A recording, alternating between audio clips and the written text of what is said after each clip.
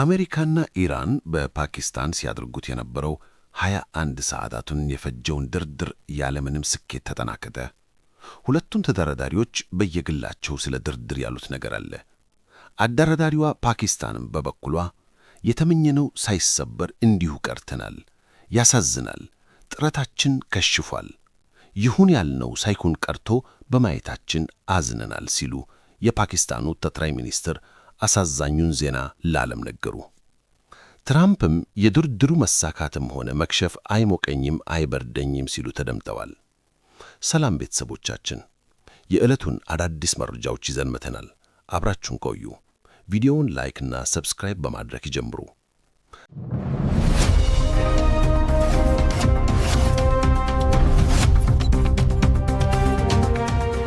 በዓለም አቀፉ የፖለቲካና የዲፕሎማሲ መድረክ ላይ ትልቅ ጉጉት ተጥሎበት የነበረውና ለቀናት ሲጠበቅ የቆየው በፓኪስታን አስተናጋጅነት በዋና መዲናዋ ኢስላማባድ ሲካሄድ የቆየው የአሜሪካና የኢራን ከፍተኛ የሰላም ድርድር ያለምንም ስምምነት መጠናቀቁ ተዘግቧል። የአሜሪካው የልዑካን ቡድን እየመሩ በፓኪስታን ዋና ከተማ ኢስላማባድ የሚገኙት የዩናይትድ ስቴትስ ምክትል ፕሬዝዳንት ጄዲ ቫንስ ስብሰባው ሲጠናቀቅ ለጋዜጠኞች ከደቂቃዎች በፊት አጠር ያለ መግለጫ ንጋቱን የሰጡ ሲሆን ላለፉት ረጅም ሰዓታት በከፍተኛ ፍጥጫ ውስጥ ስናካሄደው የነበረው ድርድር ያለምንም ስምምነት ተደምድሟል ሲሉ ለዓለም ሕዝብ ይፋ አድርገዋል። ሲኤንኤን ከቦታው እንደዘገበው ከሆነ ምክትል ፕሬዝዳንት ጄዲ ቫንስ ይህ የረዘመና ያደክማው ድርድር ሲሉ የጠሩት ጦርነቱን በዘላቂነት ለማቆም የሚያስችል ፍሬ አላፈራም ሲሉ ነው የተናገሩት። ባለፉት 21 ሰዓታት ውስጥ ከኢራናውያን ተወካዮች ጋር በርካታ ጥልቀት ያላቸው ውይይቶች አድርገናል።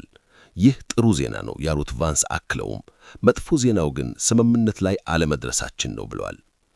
ኢራን የኒውክሌር የጦር መሳሪያ ላለማምረት እንዲሁም የኒውክሌር ጦር መሳሪያን በፍጥነት ለማምረት የሚያስችላትን መሳሪያዎችን ጭምር ላለመፈለግና ያላትን ዩራኒየምን ሙሉ በሙሉ ለማክሰም ማረጋገጫ ልትሰጥ ይገባል ብለዋል። ይህ የዩናይትድ ስቴትስ ፕሬዝዳንት ዶናልድ ጄ ትራምፕ ዋነኛ እና ማዕከላዊ ግባቸው ነው ብለዋል ጄዲ ቫንስ። አክለውም ኢራን ቀደም ሲል የነበራትን የዩራኒየም ማበልጸጊያ ተቋማት በሙሉ ወድመዋል ቢባልም ዋናው ጥያቄ ግን ኢራናውያን አሁንም ሆነ በ2 ዓመት በኋላ ወይም በረጅም ጊዜ ውስጥ የኒውክሌር መሳሪያን ሙሉ በሙሉ ላለማምረት ወይም ዩራኒየምን ላለማበላሸት መሰረታዊ የፍላጎት ቁርጠኝነት አላቸው ወይ የሚለውን ነው በማለት ገልጸዋል። እስካሁን ያንን አላየንም፣ ወደፊትም እናያለን ብለን ተስፋ እናደርጋለን ሲሉ ቫንስ አስረድተዋል። የድርድሩን መክሸፍ አስመልክቶ ትራምፕ በግዴለሽነት የተለመደ መግለጫቸውን ሰጥተዋል። ድርድሩ በፓኪስታን እየተካሄደ በነበረበትና ውጥረት ነክሶ በነበረበት ሰዓት ፕሬዝዳንት ዶናልድ ጄ ትራምፕ ከነጩ ቤተ መንግስቱ ዋይት ሃውስ ወደ ፍሎሪዳ ሲያቀኑ ለጋዜጠኞች በሰጡት ቃል እጅግ የተለየና ግዴሽነት የሚነበብበት አቋም አንጸባርቀዋል። ምንም ሆነ ምን አሉት ትራምፕ በመግለጫቸው፣ ምንም ሆነ ምን እኛ አሸንፈናል። አሜሪካኖች ስምምነት አደረግንም አላደረግንም፣ ኢራን ፈረመችም አልፈረመችም፣ ኢራን ከአሜሪካ ጋር ተስማማችም አልተስማማችም፣ ለኔ ከዚህ በኋላ ምንም ለውጥ አያመጣም በማለት ተናግረዋል።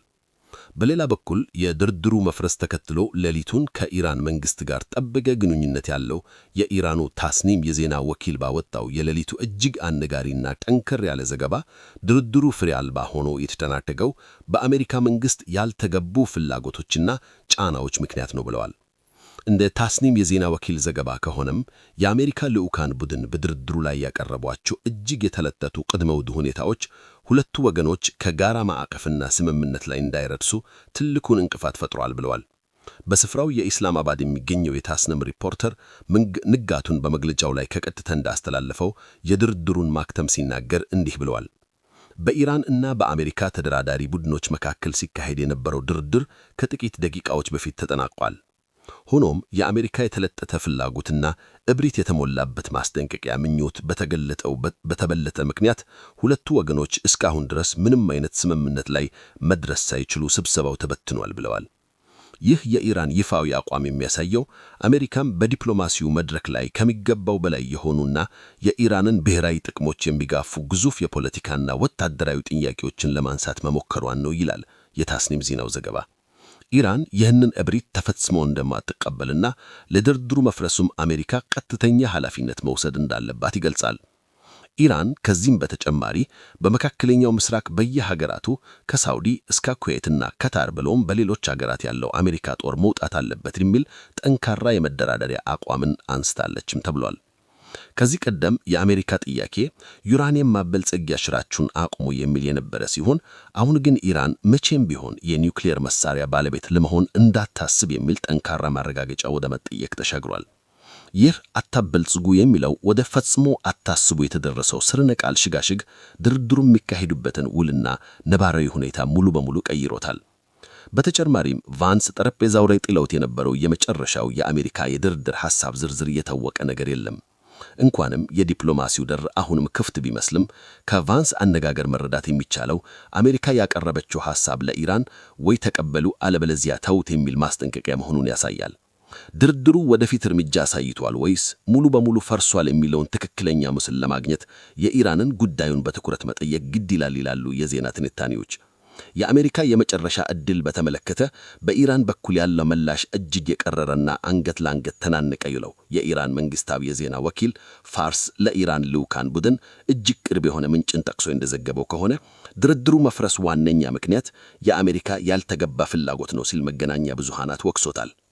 የአሜሪካ እና የኢራን ድርግ ልዑካን ቡድን በኢስላም አባድ ዓለም ሰላምና ጦርነት ዕጣ ፈንታን የሚወስኑበት ወሳኝ ሰዓት ላይ የአሜሪካው ፕሬዝዳንት ዶናልድ ጄ ትራምፕ በሚያሚ ከተማ በሚካሄደው የድብቅ ማርሻል አርት ውድድር ላይ በክብር ታዳሚነት ተገኝተዋል። ይባስ ብሎም የአሜሪካ ውጭ ጉዳይ ሚኒስትር ማርኮ ሩቢዮ ሳይቀሩ ከፕሬዝዳንቱ ጋር በዚሁ የመዝናኛ መድረክ ላይ ታድመው ታይተዋል። እንኳንም ምክትል ፕሬዝዳንት ጄዲ ቫንስ ከሁሉም አቃላትና ከፕሬዝዳንቱም ጭምር ጋር በስልክ እየተገናኙ እንደሆነ ቢገልጹም ይህ ድርድር ውዴትና ዲፕሎማሲው ቀውስም እየተከሰተ ያለው ፕሬዝዳንት ትራምፕ ሁኔታውን ከዋይት ሃውስ ሆኖ በንቃትና በቅርበት እየተከታተሉ ባልነበረበት ሰዓት ነውም ተታውቋል። ይህ ክስተት የትራምፕ አስተዳደር ለዚህ ታሪካዊና ዓለም ሰፍ ብሎ እየጠበቀው ለቀውስ የሰጡት ትኩረት አነሳ እንደሆነ ያመለክታል። ይህ በእንዲህ እንዳለ በፓኪስታን ዋና ከተማ ኢስላም አባድ ሲካሄድ የዋለው ማራቶን የተባለው እልህ አስጨራሽ ድርድር ያለምንም ውጤት መበተኑ ተገልጿል። በአሜሪካና በኢራን መካከል የትልቁ ውዝብ ማባህሪ ሆነው የሆርሙዝ ወሽመጥም ኢራን ያላት አቋም ፈጽሞ የማይለውጥ እንደሆነ ፕሮፌሰሩ አስረግጠው ተናግረዋል። የሆርሙዝ ወሽመጥ ቁጥጥር ለኢራን ፈጽሞ ቀይ መስመር የሆነውን ገልጸው የመሐመድ ፈርካኒ በዚህ የውሃ ማስተላለፊያ ውስጥ መንቀሳቀስም ሆነ ለመቆጣጠር ትብብር ጥያቄ ማቅረብ የአሜሪካ ጉዳይ እንዳልሆነ ብለዋል። ፕሮፌሰሩም ኢራን በዚህ እጅግ አስቸጋሪና ስትራቴጂክ ወሳኝ የሆነ በየቀጠናው ባህር ወሽመጥ ላይ ምንም አይነት ተለዋዋጭነት ወይም መግባባት እንደማይታይም አሳስበዋል። ይህም ያሳየው ኢራን የሆርሙዝ ወሽመጥ ሉዓላዊነቷና የቀጠናው ኃይል ማሳያ እንደሆነች ነው ብለዋል። መሐመድ ፈርካኒ አክለውም ሲናገሩ ኢራን ወደዚህ ድርድር የገባችው ዝም ብላ ተነስታ ሳይሆን ዩናይትድ ስቴትስ የኢራንን 10 ቅድመ ውጥ ሁኔታዎች ሙሉ በሙሉ ከተቀበለች በኋላና በአሜሪካ በኩልም ተግባራዊና ደረጃ በደረጃ የሚከወን የቃል ኪዳን አፈጻጸም ለማየት ቅድመ ሁኔታዎችን በማስቀመጥ መሆኑን ያብራሩታል። አሜሪካ ይህንን በተግባር ማሳየት ባለመቻሏ ነው ድርድሩ ሊፈረስ የቻለው ሲሉ መከራከሪያ አድርገዋል። በተጨማሪም የኢራን ልዑካን ቡድን ስብጅት በተመለከተ ለተነሳላቸውም ጥያቄ ኢራን ውስጥ ያለው የፖለቲካ ክፍል አሁን ላይ ምንም ቦታ እንደሌለው አስረድተዋል። ዛሬ ጉዳዩ አከራካሪ የመሆኑ ወይም አለመሆኑ ጉዳይ አይደለም፣ ፖለቲካ ክፍል አሁን ላይ ፋይዳ የለውም ሲሉ ስለ ኢራን አመራሮች አንድነትም ገልጸዋል። ቤተሰቦቻችን የሰዓቱ ሰበር መረጃዎች እነዚህ ናቸው። ፈቅዳችሁ አብራችሁን ቆያችሁ ምስጋናችን ከፍ ያለ ነው። አዲስ አሳፊ ቻናላችንን ሰብስክራይብ በማድረግ ቤተሰብ ይሁኑ። በቸር ያቆየን።